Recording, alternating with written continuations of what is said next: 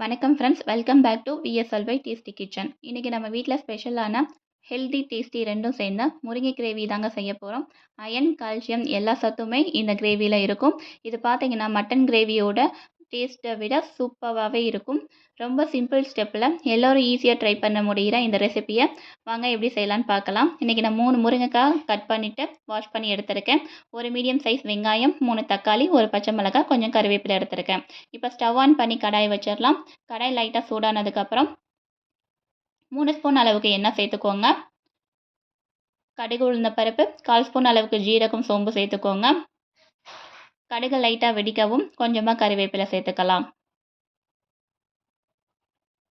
இப்போ வெங்காயம் சேர்த்து நல்லா பொன்னிறமாகிற அளவுக்கு வதக்கி விடுங்க. வெங்காயம் நல்லா வதங்கினதுக்கப்புறம் தக்காளி சேர்த்துக்கலாம். வெங்காயம், தக்காளி சேர்ந்து நல்லா வதங்கட்டும். இந்த டைமில் கொஞ்சமாக டேஸ்ட்டுக்காக உப்பு சேர்த்துக்கோங்க. இந்த டைமில் நம்ம உப்பு சேர்க்கும் போது தக்காளி சீக்கிரமாகவே வதங்கிடும். இப்போ 1 ஸ்பூன் அளவுக்கு இஞ்சி பூண்டு பேஸ்ட்டு சேர்த்துருக்கேன். பச்சை வாசனை போகிற அளவுக்கு நல்லா வதக்கி விடுங்க. இப்போ நம்ம மசாலா ஆட் பண்ணிடலாம். 1/4 ஸ்பூன் அளவுக்கு மஞ்சள் தூள், 1 ஸ்பூன் அளவுக்கு வீட்டில் அரைச்ச குழம்பு மிளகாய் தூள், 1 ஸ்பூன் சிக்கன் மசாலா சேர்த்து நல்லா மிக்ஸ் பண்ணி விடுங்க. இப்போ நம்ம கட் பண்ணி வச்சுருக்கிற முருங்கைக்காய் இதில் ஆட் பண்ணிடலாம். இப்போ 1/2 கிளாஸ் அளவுக்கு தண்ணி சேர்த்துக்கோங்க. ஒன்ஸ் நல்லா மிக்ஸ் பண்ணி விட்டு மூடி போட்டு அடுப்பை மீடியம் ஃப்ளேமில் ஒரு 10 மினிட்ஸ் வச்சு நல்லா குக் பண்ண விடுங்க. அவ்வளோதான், முருங்கைக்காய் நல்லாவே வெந்துருச்சு.